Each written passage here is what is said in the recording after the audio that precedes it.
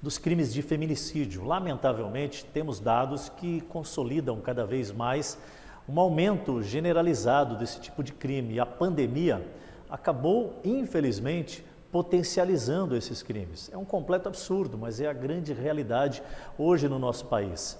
Campanhas são realizadas acerca desse tipo de conscientização? Até que são realizadas.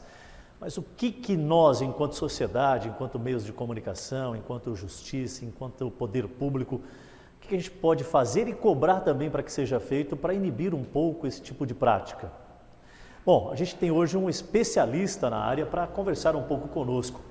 Eu recebo aqui com muita satisfação o Dr. Franklin. Ele é juiz e está aqui conosco para falar um pouco sobre justamente essa questão, né? Juiz de Direito Criminal. Dr. Franklin Santos, é uma satisfação recebê-lo. Muito boa tarde, obrigado por ter aceito o nosso convite.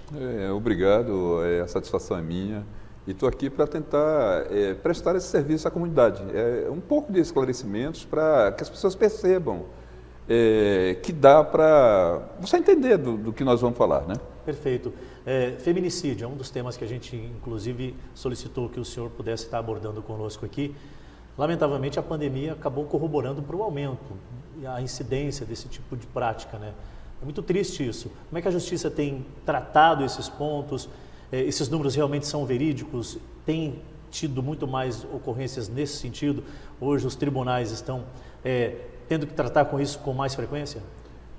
Infelizmente, essa constatação nos entristece, mas é uma realidade, né? É importante tratar que eu não trabalho com esse tipo de crime, né? Eu trabalho com crimes comuns, né? Mas, porque feminicídio é um crime tratado na vara do júri, né? Mas a gente gosta de tratar do assunto, né? E nos estudos que nós temos feito, nós temos visto que, infelizmente, essa agressão, essa modalidade de agressão, ela continua, com todo o esforço que a comunidade tem feito, né? Com toda aquela preocupação em tentar diminuir essa incidência de crimes. A pandemia acabou, com a proximidade entre as pessoas, o estresse, né?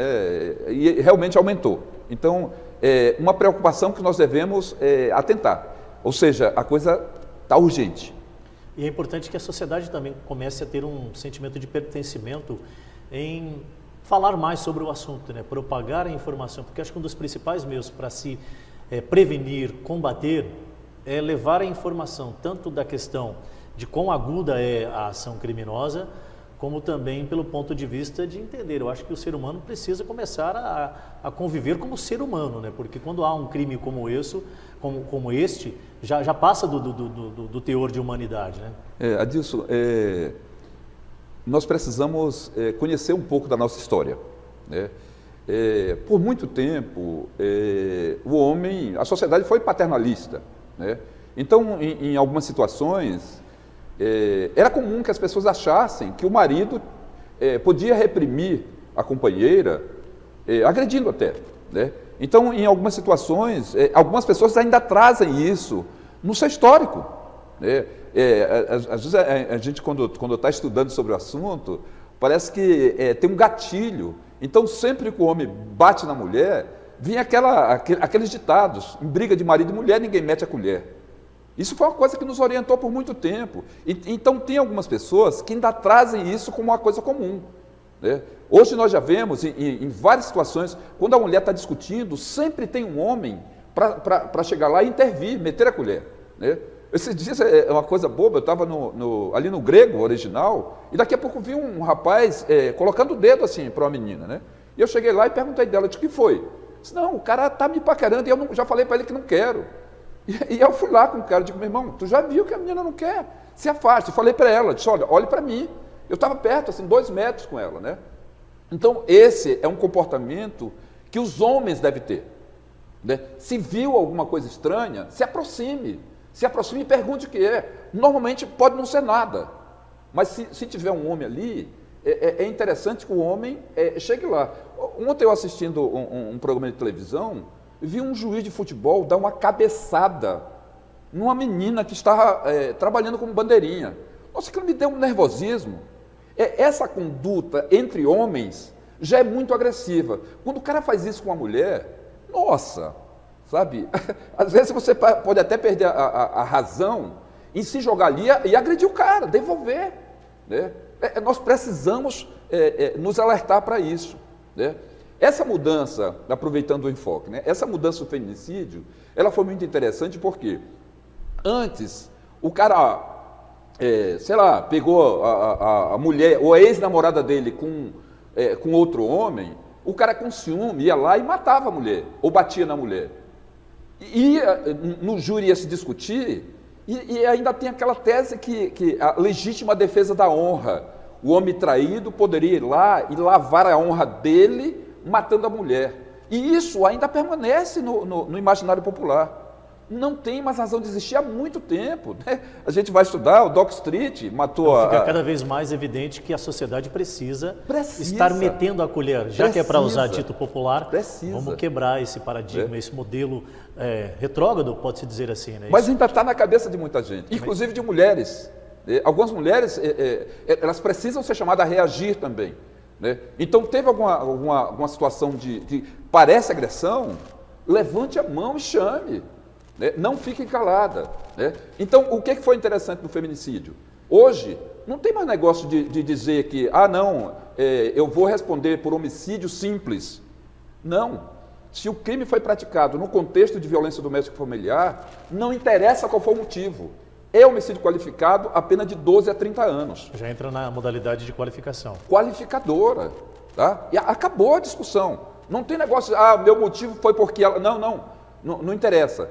Foi por conta de alguma relação de proximidade, é qualificado e acabou a discussão.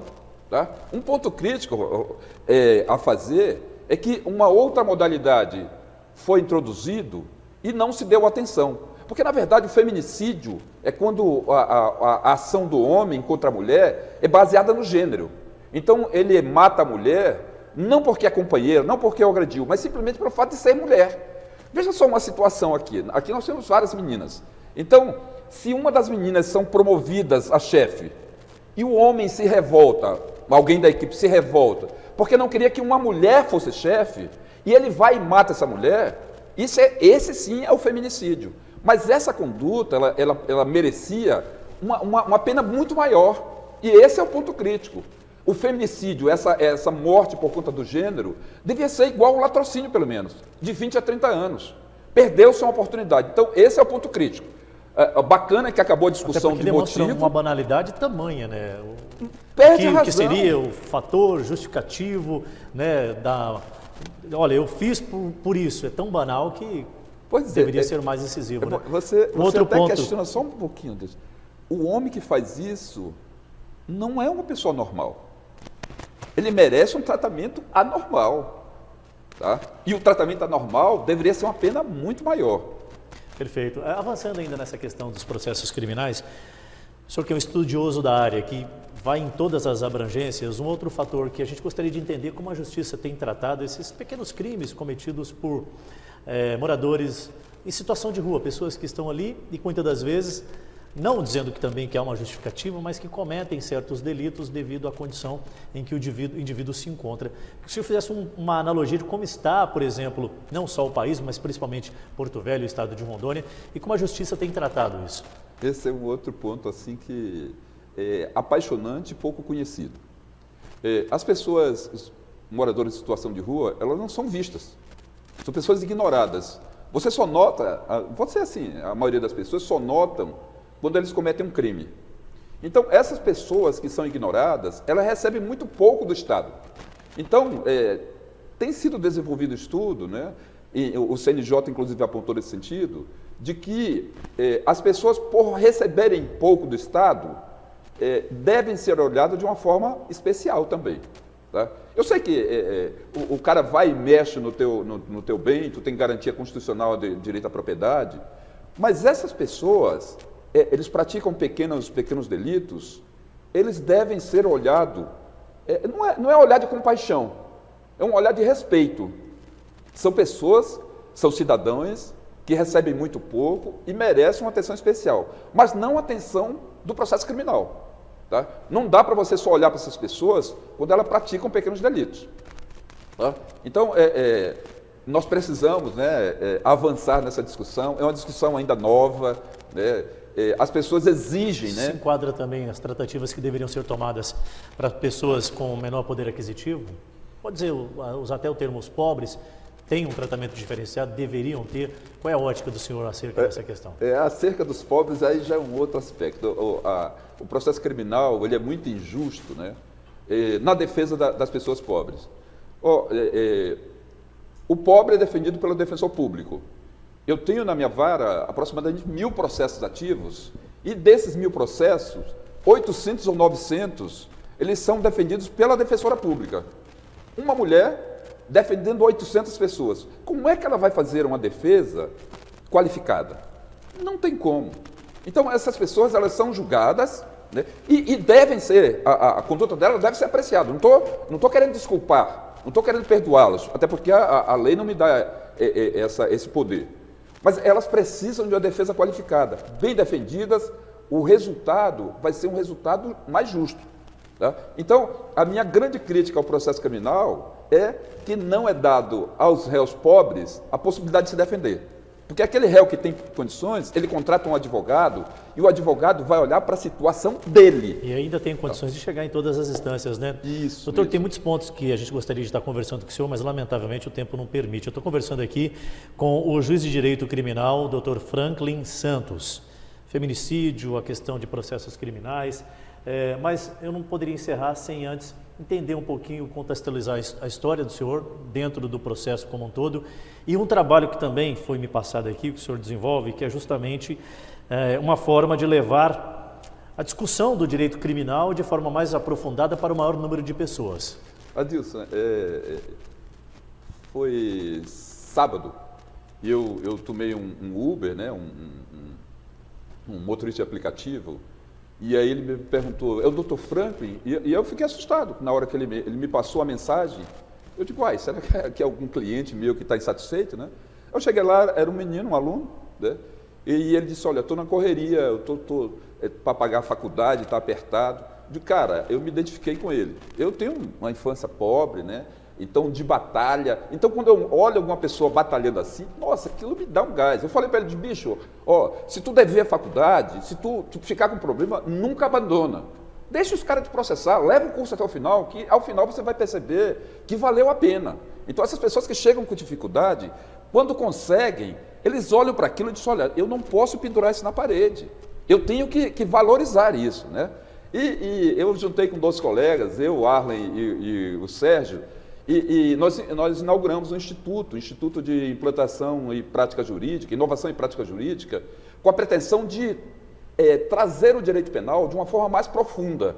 Então, a pretensão nossa é estabelecermos discussões que não ficam apenas na superfície. Nós precisamos aprofundar essas discussões. Então, daqui a pouco, nós vamos estar por aí, dando palestra, cursos, né? Mas com essa pretensão. Nós somos apaixonados pelo direito penal e queremos que outras pessoas, contaminar outras pessoas, que as pessoas também se animem, né? Venham para cá, vamos discutir. Eu tenho certeza que a didática usada pelo doutor vai fazer isso chegar a mais pessoas, porque quando a gente tem aquela linguagem muito rebuscada, né, um juridiquês muito apurado, acaba ficando metódico, né, e a informação acaba não chegando. O senhor tem uma linguagem mais coloquial ao falar para a massa, e isso é importante, né? Eu quero agradecer pela vinda, parabenizá-lo pelas atividades que o senhor desenvolve e que tenha muito sucesso, então, na implementação, então, desta nova atividade. Eu que agradeço e estou sempre à disposição. Chamou, estou aqui.